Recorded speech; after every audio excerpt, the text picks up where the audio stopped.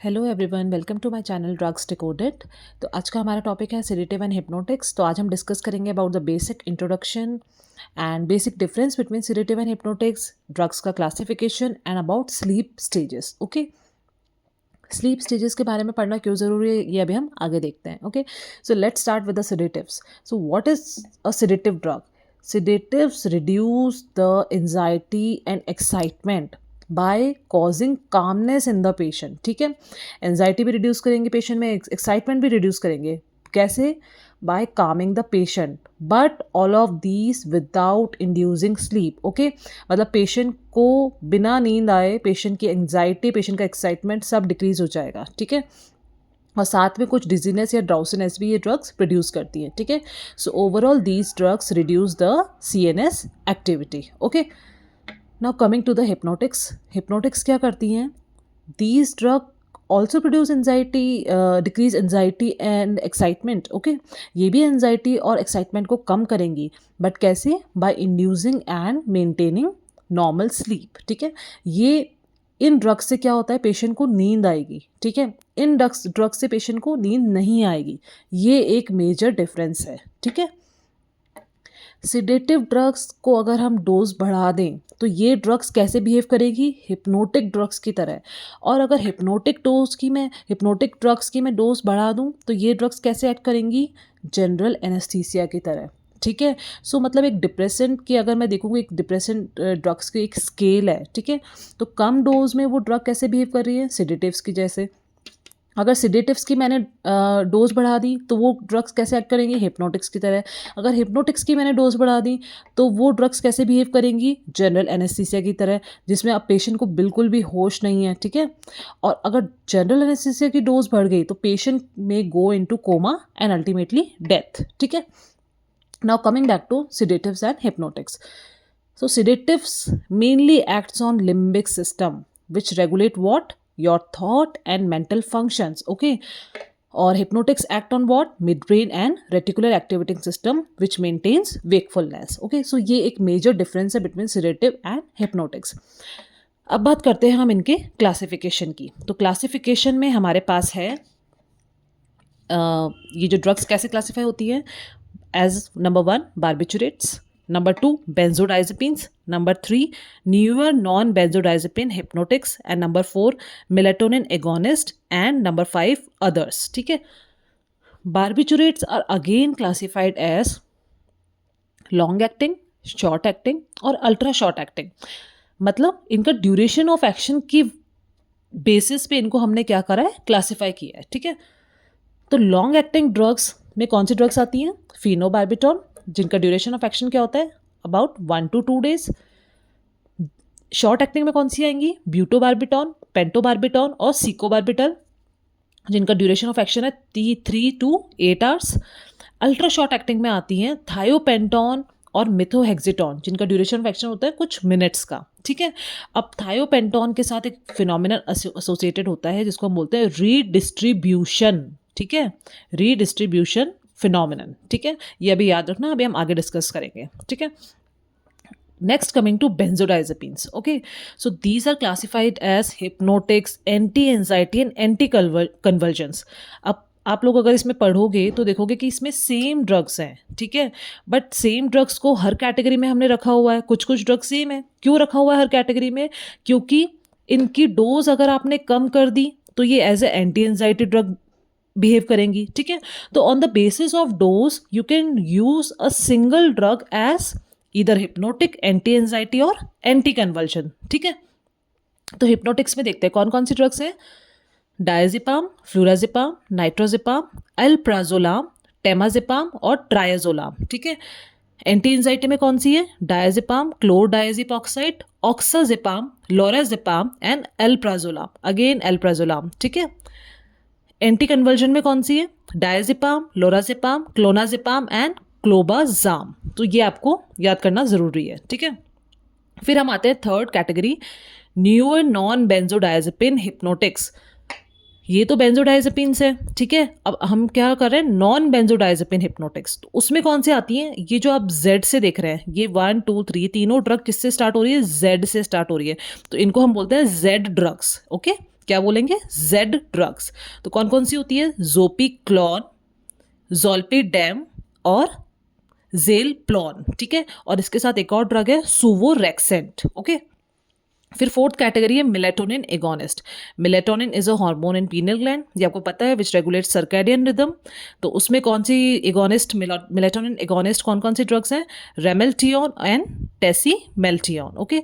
और others hypnotic drugs वो कौन कौन सी होती है? Chloral हाइड्रिड and ट्रेजोडोन। सो ये क्लासिफिकेशन है, ठीक है। अब इनका मैकेनिज्म ऑफ एक्शन है, गाबा रिसेप्टर के थ्रू ये एक्ट करती है, वो आपने मेरे पहले वाले वीडियो में देख लिया है, ठीक है। ये एक्ट तो करती हैं गाबा ए रिसेप्टर पे, बट एक्शन क्या प्रोड्यूस करती हैं ये? या तो ये जो स्लीप स्टेज में आरईएम साइकिल है, आरईएम स्टेज है, या फिर एनआरईएम स्टेज है, कोई भी स्टेज, स्लीप स्टेज की ड्यूरेशन को ये क्या करेंगी? या तो प्रोलॉन्ग करेंगी या शॉर्ट करेंगी, या कोई स्लीप साइकिल है कोई सी भी स्टेज, उसको ये क्या करती है? बढ़ा देती है। तो इस तरह से इनका ये सिडेटिव हिप्नोटिक इफेक्ट शो होता है, ठीक है। तो अब हम इसी वजह से हमें क्या पढ़ना जरूरी है? स्लीप स्टेजेस, ठीक है। by going before going further in detail about these drugs, we should study about what? Sleep pattern. तो coming to sleep pattern, अब हमने स्लीप को क्लासिफाई किया है, ठीक है। कैसे किया है स्लीप को क्लासिफाई और क्यों? सबसे पहले ये बताइए कि स्लीप क्यों ज़रूरी है? क्योंकि एक आपके बेसिक फिजियोलॉजिकल साइकोलॉजिकल वेलबींग के लिए स्लीप ज़रूरी है, ठीक है। अगर नींद नहीं आती तो उस कंडीशन को हम क्या बोलते हैं? इंसोम्निया, ठीक है। इंसोम्निया दो टाइप्स के होते हैं, या तो प्राइमरी या सेकेंडरी। अगर प्राइमरी इंसोम्निया है, किसी को नींद नहीं आ रही है, तो इसका मतलब क्या है? वो उसमें मेडिकेशन या फिर किसी भी साइकोलॉजिकल या कोई साइकेट्रिस्ट की कोई ज़रूरत नहीं होती है आपको, ठीक है। उसमें कोई आपको मेडिकेशन थेरेपी की इंटरवेंशन की ज़रूरत नहीं होती है। वो अपने आप ही कुछ दिनों में अपने आप नॉर्मल रिस्टोर हो जाता है स्लीप पैटर्न। बट अगर आपको सेकेंडरी इंसोम्निया है, उसमें आपको मेडिकेशंस की, साइकोलॉजिकल असेसमेंट की, इन सब की आपको ज़रूरत पड़ती है, ठीक है। तो बेसिकली इन ड्रग्स का एप्लीकेशन इंसोम्निया के लिए, ट्रीटमेंट के लिए ही होता है, ठीक है। तो उससे पहले आपको इंसोम्निया के ट्रीटमेंट से पहले आपको ये पता होना चाहिए कि स्लीप क्या है, ठीक है। तो क्लासिफिकेशन ऑफ स्लीप कैसे होता है? NREM and REM. एनआरईएम मतलब क्या होता है? Non rapid eye movement sleep, जो कि कैसे क्लासीफाई होती है? 0 to 4 स्टेजेस में। और सेकंड क्या है? रैपिड आई मूवमेंट स्लीप, ठीक है, आरईएम एंड एनआरईएम। तो सबसे पहले हम देखते हैं स्टेज ऑफ एनआरईएम स्लीप। तो एनआरईएम स्लीप की स्टेजेस कैसे होती है? स्टेज 0, 1, 2, 3, 4, ठीक है। तो स्टेज 0 क्या होती है? From lying down to falling asleep, मतलब जैसे ही आप सोना स्टार्ट करते हैं और नींद आती है, उसको हम क्या बोलते हैं? स्टेज 0, ठीक है। स्टेज 1 में क्या होता है? अब जैसे जैसे नींद आना स्टार्ट होगी तो धीरे धीरे क्या होगा? आई मूवमेंट कम होने लगेगा और बॉडी मसल क्या होंगी? रिलैक्स होना स्टार्ट करेंगी, ठीक है। अब यहाँ पे हम बोल रहे हैं कि बॉडी मसल रिलैक्स होना स्टार्ट करेगी। तो ये स्टेज कैसे, किससे आइडेंटिफाई कर सकते हैं? जैसे आप लोग मान लीजिए, आप जैसे रात को पढ़ रहे हैं, ठीक है, और आपने कोई बुक आपने होल्ड कर रखी है, ठीक है। तो एकदम से आपकी नेक की मसल्स लूज हो जाएंगी, ठीक है। रिलैक्स होना, लूज मतलब रिलैक्स होना स्टार्ट होंगी। तो एकदम से क्या होगा? और आपने बुक पकड़ रखी है अपने हाथ में, तो एकदम से क्या होगा? बुक गिर जाएगी नीचे, ठीक है। तो वो कौन सी स्टेज होती है? स्टेज 1। या फिर एक एग्जाम्पल और ले सकते हैं, अपन ट्रैवल करते हैं, ठीक है। तो ट्रैवल करते टाइम एकदम से मान लीजिए आपने फ़ोन भी पकड़ रखा है, फ़ोन यूज़ कर रहे हैं, ठीक है। तो एकदम से या तो फ़ोन हाथ से गिर जाता है, ठीक है, एकदम से आपका नेक नीचे की तरफ आता है, ठीक है। तो वो कौन सी स्टेज होती है? स्टेज 1, जिसमें क्या होता है? बॉडी मसल रिलैक्स करती है और ये ऑक्यूपाई करती है 5 to 10% of total sleep time. Stage 1, ठीक है। Now coming to stage 2। Stage 2 में क्या होता है? आई मूवमेंट और धीरे धीरे और ज़्यादा कम हो जाता है आई का मूवमेंट, ठीक है। बट पर्सन में बी अराउजेबल, मतलब अगर उस आप पर्सन का नाम लेके आप उसको जगाओगे तो पर्सन जग जाएगा, ठीक है। इसको बोलते हैं पर्सन में बी अराउजेबल, बट आई मूवमेंट बहुत कम हो जाता है। Stage 2 sleep occupies 50% of the total sleep time, ठीक है। फिर आते हैं हम स्टेज 3 पे, जिसमें क्या होता है? Deeper sleep with minimum eye movement, ठीक है। अब ये स्टेज जो स्लीप की है, इसमें क्या होता है? पेशेंट मतलब नॉर्मल पर्सन जो है वो बहुत ही बहुत ज़्यादा गहरी नहीं बोलेंगे, हाँ, मतलब थोड़ी गहरी नींद में यहाँ से स्टार्ट हो जाता है, ठीक है, जिसमें बहुत ही कम आई मूवमेंट होता है और नॉट ईजिली अराउजेबल, मतलब कि ऐसा भी नहीं है कि आपने उसको नाम लिया, जैसे इसमें तो क्या हुआ था, आप उसका नाम बोलोगे तो ठीक है, वो पेशेंट जो भी पर्सन है वो जग जाएगा, ठीक है। इसमें क्या होगा कि थोड़ी सी देर लगेगी, ठीक है, बट हाँ जग जाएगा, ठीक है। तो मतलब ये बहुत ज़्यादा गहरी नींद से कम गहरी नींद वाली स्टेज होती है, स्टेज 3, ठीक है। इसके बाद कौन सी स्टेज आती है, स्टेज 4, जिसमें क्या होता है, it is the deepest level of sleep, okay. मतलब इसमें क्या होगा, मेटाबॉलिक रेट आपकी क्या हो जाएगी, इसमें क्या हो जाती है, स्लो हो जाती है, सबसे ज़्यादा स्लो हो जाती है, ठीक है। Metabolic rate is slowest, growth hormone secretion is highest. देखो ये this is the pre PG MCQ question. ये पूछा जाता है कि कौन सी स्टेज, स्लीप साइकिल की स्लीप स्टेजेस में कौन सी स्टेज में ग्रोथ हार्मोन सिक्रीशन सबसे ज़्यादा होता है, ठीक है। तो वो कौन सी स्टेज है, स्टेज 4, ठीक है। इसमें आई मूवमेंट बिल्कुल भी नहीं होता है, ठीक है। मसल्स क्या होती हैं, फुली रिलैक्स्ड होती हैं। और अगर अब इस स्टेज में अगर मान लीजिए आप स्टेज 4 में अभी आप सो रहे हैं, ठीक है, तो अगर आपको जगा दिया जाएगा स्टेज 4 में तो क्या होगा, you will feel like disoriented for 1 to 2 minutes. 1 से 2 मिनट के लिए आपको लगेगा कि आपको समझ नहीं आएगा कि आप कहाँ पर हो, क्या कर रहे हो, ठीक है। तो वो उसमें क्या होता है, अगर अवेकन तो patient will feel disoriented, okay. और ये ऑक्यूपाई करता है 20% of the total sleep time, ठीक है।